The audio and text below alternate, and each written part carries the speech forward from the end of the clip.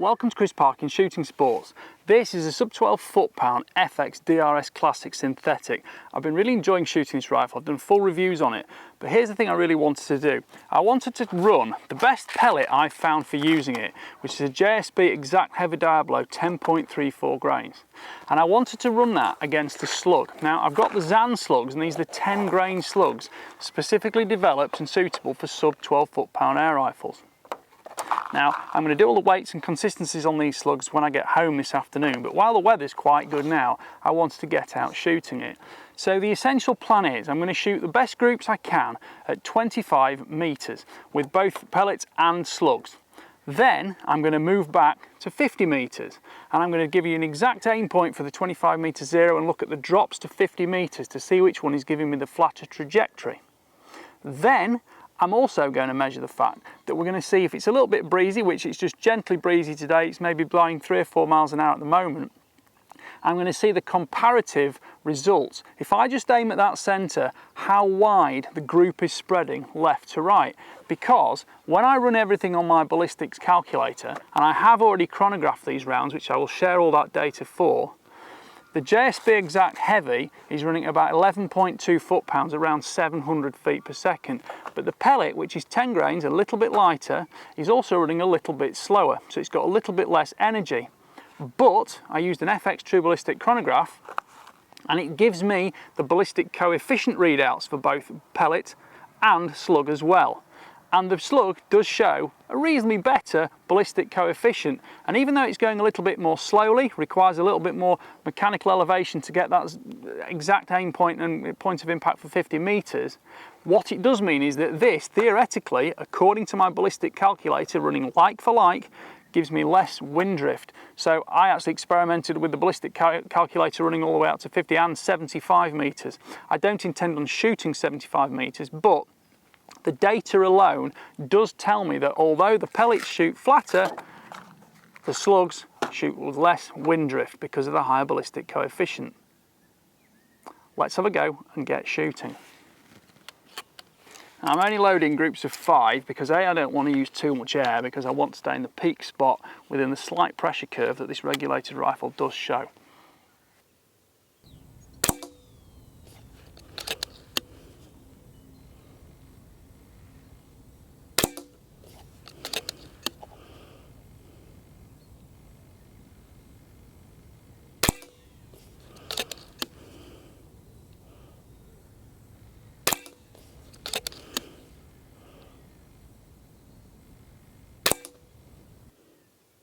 So that is group 1, 25 metres. I've got a little wind flag down there. The wind is actually blowing slightly right to left, but if I remember correctly, I have had this in and out of its stock. So I'm just going to tweak that for correct windage 0.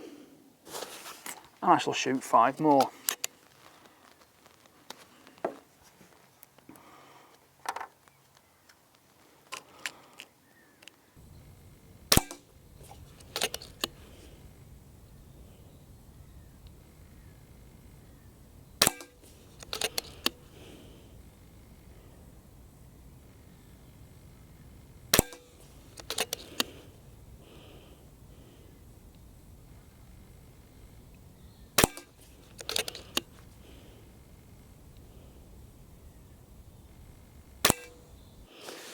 Now at just 25 metres you can see there's a little bit of wind moving around. I'm looking at the wind flag in front of me now.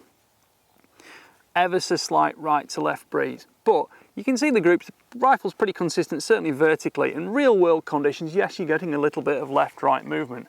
So let's do the same thing now and swap to the slugs. Now because I'm swapping projectiles, I'm going to fully load this magazine, and I'm going to shoot some extra ones off just to sort of re-lead the barrel, if you like, just with the slightly different properties of the Zan slug as opposed to the JSB pellet. Now I will say these slugs are quite short. If we look at one of those next to a pellet, the slug is in fact quite a lot shorter than the pellet. I'll put the full dimensions for this on when I do the workshop measurements. But you do have to be a little bit careful that these don't roll when you put them in the magazine, because they are quite short and the magazine will take a long slug. Now of course the magazine's developed for the FX DRS overall system, and many of them will be FAC specification or 2.2 specification, 2.5 specification either, so they do have to make the overall chassis of relevant size to cope with the physically larger projectiles, because not only are they larger in diameter, they're usually slightly longer as well. Now I'll shoot the first group into the bottom right target just to warm it up, so to speak. And then I'll shoot the proper comparison group in these real world conditions into the top right target. So everything pellets is down the left column, everything on the right column is with slugs. Bottom right target.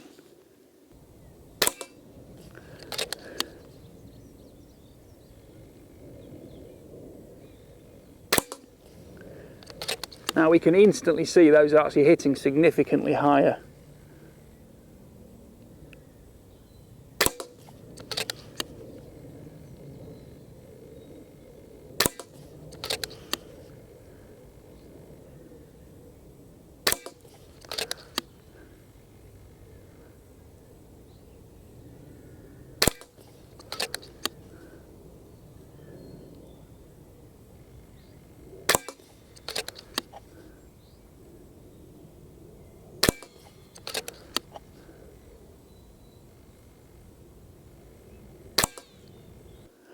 Right, we've shot a few through it, we've kind of got it warmed up. Let's shoot 5 now in the top right target just to get a comparison group.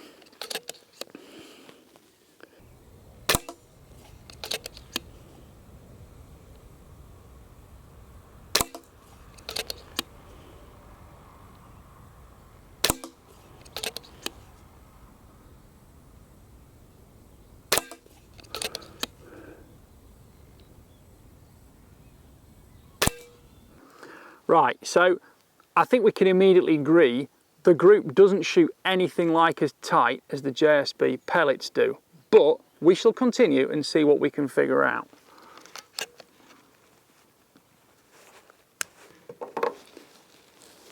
Now the difference in the elevation at 0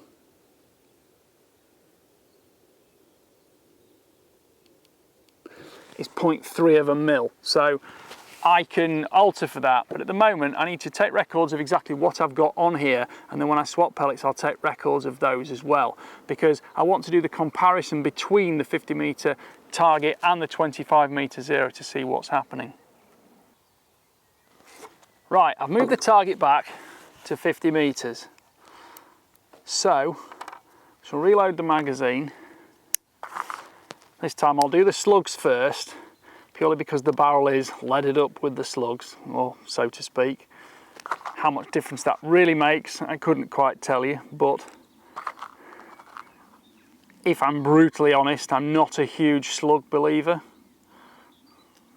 because I'm mainly into mid-range hunting with air rifles and I'm not pushing them to extreme distances or tuning the very high power versions. 1, 2, 3, 4, 5, 6, 7, 8, 9, 10. So I need to take 3 clicks off this turret. 1, 2, 3. Now that gives me my 25 metre zero. Right, I'm going to aim this time at the bottom right spot, because the pellets should drop low into the clear white paper, and then afterwards we can measure everything. So I'll aim these slugs at the bottom right spot, I'll aim the pellets at the bottom left spot, and we can measure the groups and measure the drops afterwards.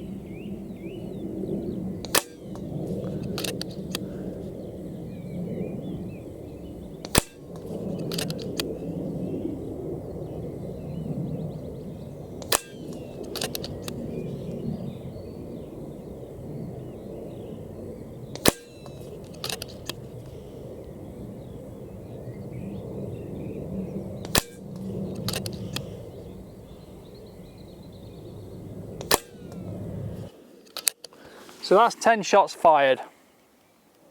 Put that back to 25 meter zero for the pellets, and now we'll do 10 shots with just pellets. I'm trying to think of the best way to visually represent this.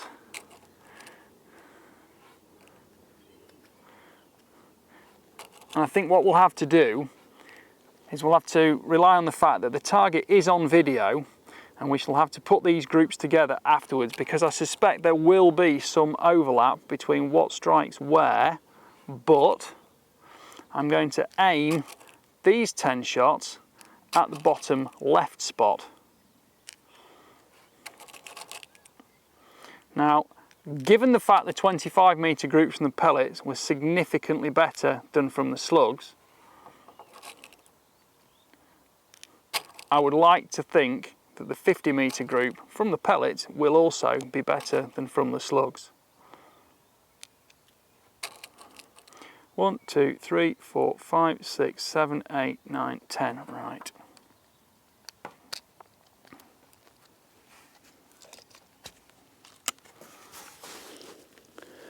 So, aiming at the bottom left spot.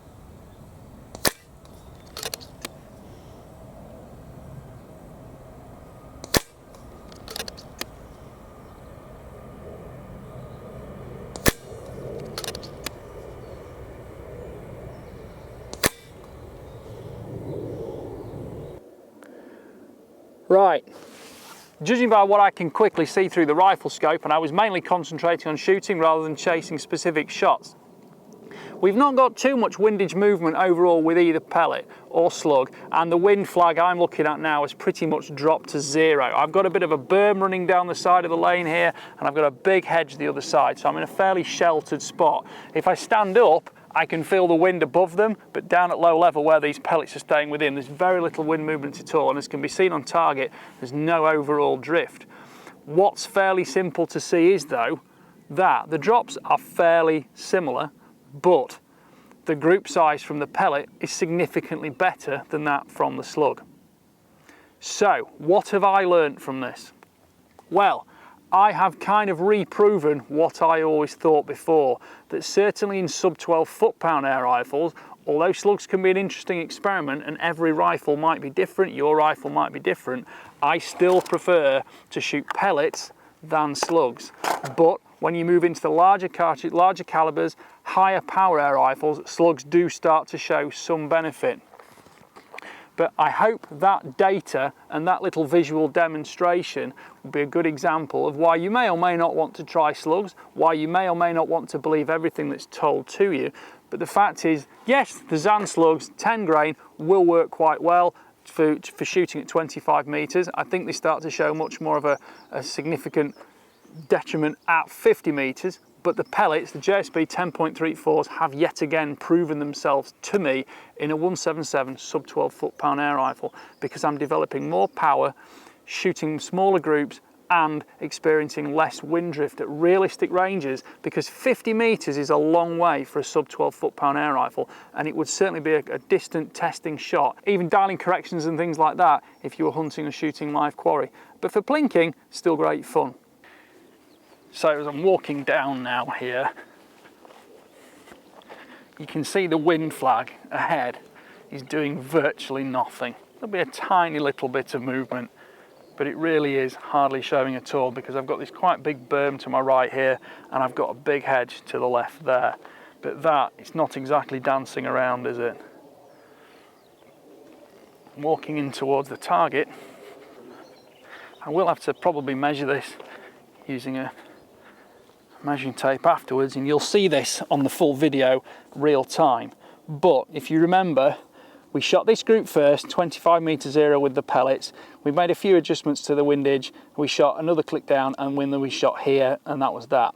We then moved over to this side of the slugs. I put a few shots aiming there just to kind of warm the barrel up a little bit with slugs, and then I moved back up to here to shoot a comparative group. So we've got 1, 2, 3, 4, probably 5 shots to clip the top, and I put 3 clicks difference there for the actual difference in zero for 25 meters for the pellets versus the slugs. We then moved out to 50 meters, and I took 10 shots from here aiming at this point, and all those slugs dropped in this area here. We've got a general group there, big flyer there, could have been a slight breeze, I didn't notice anything at the time, but we'll see on camera with that one. We then went back to 25 meter zero, which was 3 clicks different. Please remember it's the drop from here to here and here to here, and we'll average those out when we measure up afterwards. But I think we can generally say immediately the group with the pellets is significantly more refined, and it's possibly not actually got a huge difference in drop figure. Maybe drops a tiny little bit more on average, but what would you rather go for? Slightly more elevation required or a far tighter group? And you can probably only say that that is only the worst flyer just there. So I'll measure those when I get back and we'll see how we get on. Right, I'm going to do a weight test now. These are the exact heavy Diablo 10.34 grains. So if I go 1, 2, 3, 4, 5, 6, 7, 8, 9, 10, go to 103.4.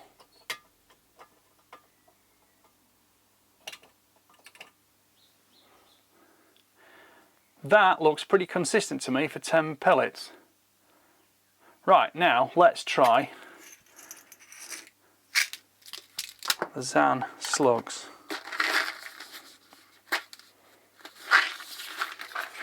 So these are Zan slugs, 177, 10 grains, 400 per box.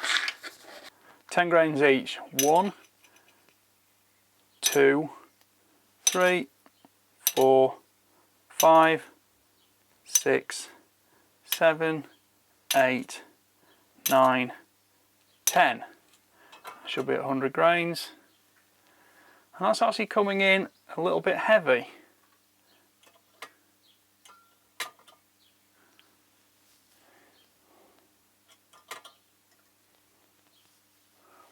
So that's coming in at 100 on 1.4.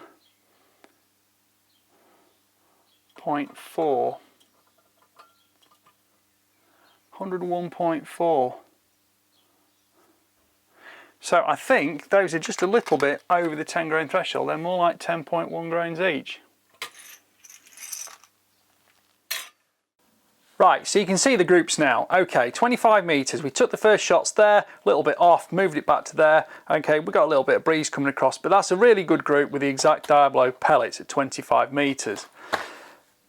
We then shot a few here just to sort of lead in the barrel a bit with the Zan slugs, moved up to there, and we shot the group a little bit high. It just nipped the edge of the target onto the actual backer. So we dropped that 3 clicks to get back to zero for the further testing.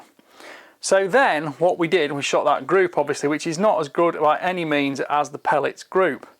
We then went back to 50 meters and we aimed here on the center of the bottom target. And you can see these are the group here for the pellets, and that's the group there for the slugs. So if we measure that group size, I'll give you a little tip now. If you measure one hole and zero your gauge, you can actually just measure far edge to far edge, and it will tell you that's 1.2 inch group, which in millimeters is 30.5. If we go to the other one with the Zan slugs, well, the group here in the same conditions was 3.085 inches. Now I'm not going to quote you down to 3 decimal places, but that is a comparable 78 millimeters, which is quite large. Now back to zero, let's just zero that again now to take out the size of the impact hole. And we look at the actual drop here. Now let's make an estimate, because I don't think it really matters too much. If we make an estimate on the centre of the group size, let's go for there for the pellets, and let's go about here for the slugs. And given the same aim point, that gives us a drop for the pellets of 117.63 millimeters, and then we go up to the slugs and we've got a drop there at 50 meters from a 25 meter zero of 94.05 millimeters, call it 9.5 centimeters. Right, that is the data we're going to work on when we look at the actual ballistic app results, because the ballistic app I'll move to now. Right, looking at the ballistic app now, we dial it in at 25 meters for a zero there, and at 50 meters it's shown as a 2.6 milliradian drop. Now, we're only shooting at 50 meters, not 100 meters, so effectively we can halve that, and that should be about 13 centimeters rather than 26 centimeters. Scrolling across and looking at the pellets, zero again at 25 meters, 50 meters is a 2.4 milliradian drop. Halve it again, so that's 12 centimeters, not 24. These are roughly similar to what we're getting, but not identical. And this is why ballistic apps are very nice. That's there at basically 12 centimeters. But the slugs drop is actually less, so I suspect that the actual generator ballistic coefficient and speed wasn't quite correct for the slugs. But regardless of those, the groups are not really what we want from an air rifle that's capable of doing that with pellets at 25 meters and that with slugs, and then at 50 meters it's doing this with pellets and that with slugs. Right, I'm going to measure the diameters now on these projectiles using my common or garden calipers. So the head diameter on any random projectile I pick out of the tin is 4.48 millimeters. Right, now measuring the skirt diameter in one direction. This is very tricky because they're extremely small. In one direction we've got 4.5 millimeters, go 90 degrees to that, and we've got 4.56. Now pellets do tend to get a little bit damaged in transit, but they're well uniform when they go into the barrel, and all that air pressure behind them blows the skirt open, seals them to the bore. Right, looking at the Zan slugs now,